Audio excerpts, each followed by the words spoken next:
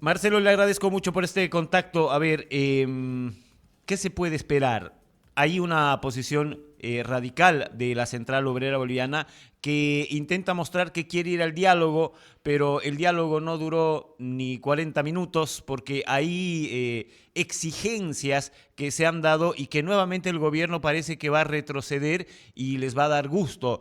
a la dirigencia de la COP. Buenos días, Ivana. Buenos días, César. Gracias por la entrevista. César, yo quisiera un poquitito armar un paréntesis para explicar por qué estamos en esta situación tan compleja. Y aquí, antes de darles las responsabilidades al gobierno que la tienen, tenemos que hablar también de estos 30 años de actores políticos que no han permitido y no han construido un proyecto de país alternativo al que había presentado el movimiento al socialismo en su momento. Yo recuerdo muy bien en la época de diputado, una de las grandes discusiones que tuve y alejamientos con varios sectores políticos fue justamente ese, no presentar un proyecto de país que implica una territorialización, una ideología y también, por qué no decirlo, vinculación a ciertos sectores. El desgaste del MAS y esta su pelea entre ellos y el modelo económico ya obsoleto que no le respondía a las necesidades de la gente, hicieron que tengamos hoy por hoy una presidencia que no les responde directamente al movimiento al socialismo, pero que se ha visto improvisada por no ver construido ese proyecto. Es decir, ha llegado a la presidencia quien no tenía el proyecto y quien de alguna forma también fue apoyado por estos sectores. Entonces, una primera parte, la responsabilidad del sistema político opositor al MAS que no ha logrado construir un proyecto y esperemos que a futuro esto sea una reflexión de los actores políticos para no entrar en estas crisis recurrentes como lo vimos ya con Yanine Áñez y como lo vemos hoy con Rodrigo Paz. Ahora, respecto a la responsabilidad del gobierno propiamente dicha, es una payasada lo que ha pasado ayer, César, que ha sentado con quienes tienen como práctica en este país el bloqueo como herramienta disque democrática para exigir a los gobiernos atención. Y lo que el gobierno está haciendo mal es que no define si va a permitir que estas prácticas sigan insertas en este país o va a tomar determinaciones de respeto a la Constitución, pero sobre todo de desterrar forma de presión que ha traído muerte, luto, pero sobre todo una economía que nos va a afectar durante, yo diría, hasta un año, lo que estamos viendo hoy. Esto no es para decir de manera simplista, el diálogo está sobre la fuerza cuando ya tienes muertos por detrás, cuando tienes empresas que ya no van a volver a aperturarse y la canasta familiar que va a subir producto de la falta de economía que no se ha generado producto de estos bloqueos. Y en ese marco, obviamente, cuando el presidente tiene que analizar qué va a hacer y qué no va a hacer respecto a estas conductas recurrentes de estos grupos, no solamente es la implementación de la Constitución, no solamente es la ley que puedas tener, sino también la fortaleza para implementar, por ejemplo, un estado de excepción. Y yo creo que ahí el gobierno no ha trabajado, el gobierno no ha hecho su trabajo porque estaba recién llegando a entender qué iba a hacer en Casa Grande y obviamente no se han generado tampoco las condiciones políticas para interactuar con estos micropoderes, César, micropoderes, llámense la Central Obrera, la Tupac, que son parte histórica de las decisiones políticas del país. No te digo que tienes que someterte a ellos, pero tienes que interactuar. Y eso no lo ha hecho porque ha llevado ministros voluntariosos en algunos casos, técnicos en otro, pero en su mayoría sin experiencia política y sin capacidad de diálogo. A eso hay que sumarle, con esto cierro, un presidente confundido, en el sentido de que no ha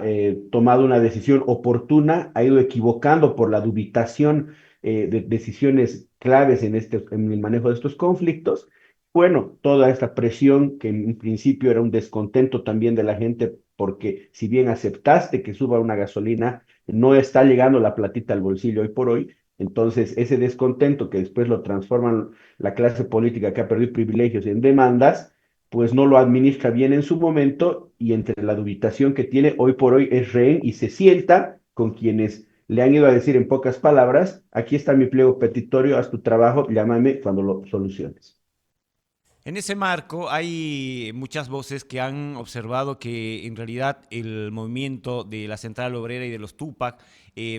ha bajado, normal por el desgaste de más de 40, casi 50 días de movilización, pero está buscando una salida para encontrar más que nada impunidad. Fíjese que lo primero que pide es que se liberen a los detenidos por las movilizaciones, siendo que éstas han tenido actos delictivos como el destrozo de instituciones públicas, como agresiones a ciudadanos, pero va por ahí el pedido. Está bien, sacaron el pedido de la renuncia, supuestamente, pero me parece que están buscando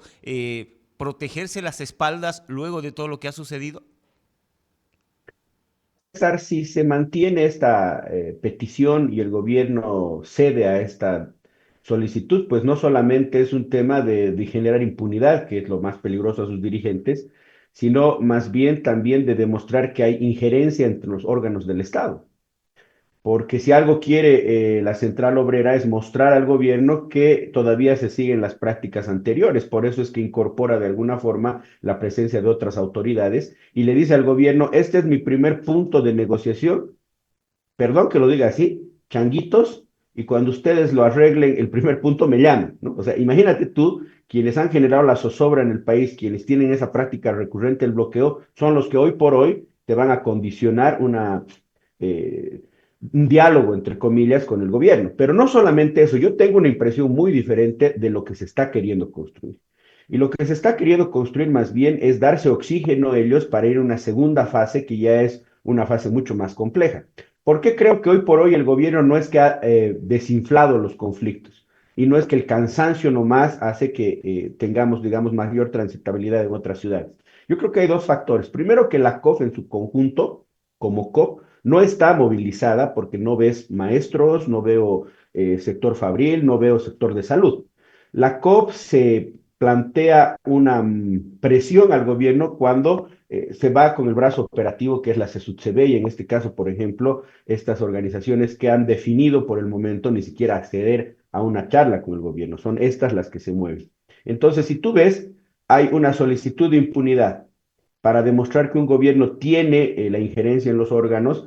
saliendo esta gente y realmente dándose el oxígeno necesario, pueden venir escenarios más complejos. ¿Y por qué digo que en este momento la COP ha buscado también esta salida? Porque no se ha capitalizado ni se ha materializado todos los movimientos que han generado en un caudillo o en una persona que represente el interés de la toma de poder, porque se está germinando aquello, para decirlo en palabras sencillas. El gobierno está ahí porque los que están presionando no tienen un proyecto alternativo y no tienen la decisión tampoco de la toma de poder. Entonces, esto puede ser simplemente un momento de pausa, pero no creo que sea el fin de esta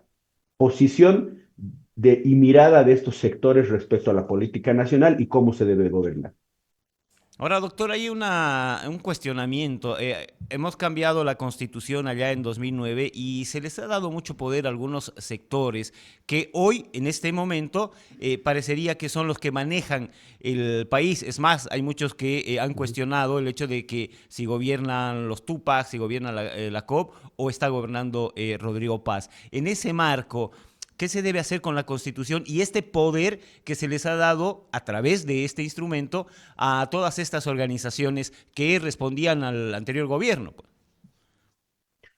Si fuese una pregunta al gobierno, habría que decirle cómo va a definir su política Rodrigo Paz respecto a lo que entiende él por el proyecto que le ha presentado al país.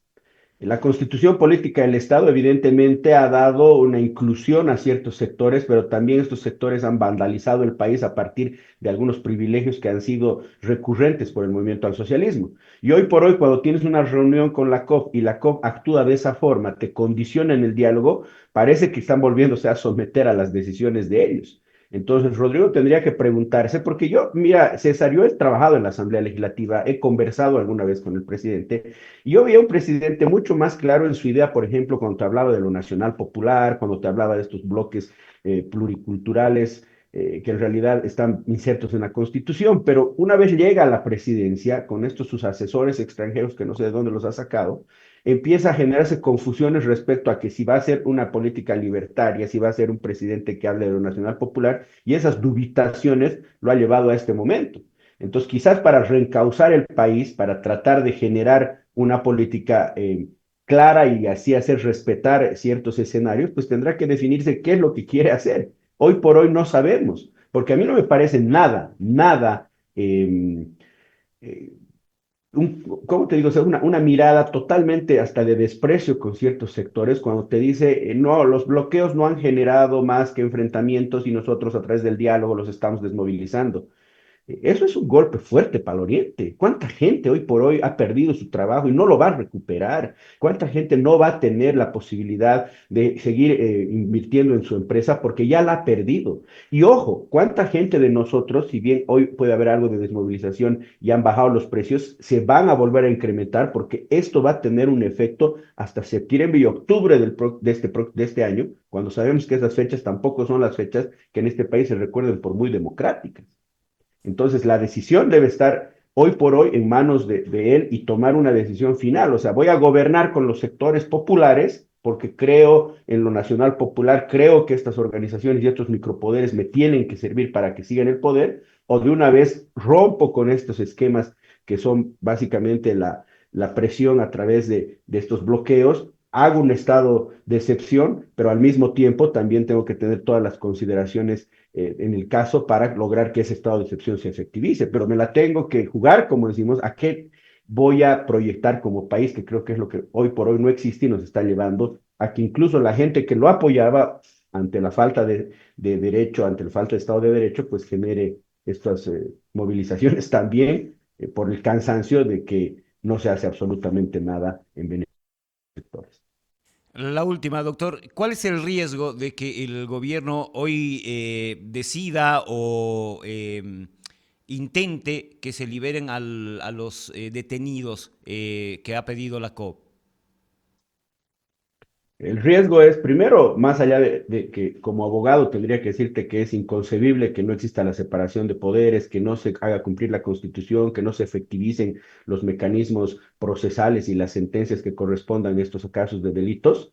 Lo peor es que vas a mostrar que es un gobierno débil, que tiene injerencia sobre otros órganos, pero que quienes dominan las decisiones son estos sectores movilizados. Entonces, mañana si generas, como tú bien decías, impunidad, en un próximo conflicto, pues van a hacer a las anchas lo que les dé la gana, y en ese contexto, pues tendremos un gobierno mucho más complejo y sobre todo un país que ante una debilidad de un gobierno va a estar recurrentemente en estos escenarios de bloqueos sin poder generar economía y sobre todo mejorar la condición de vida de la gente.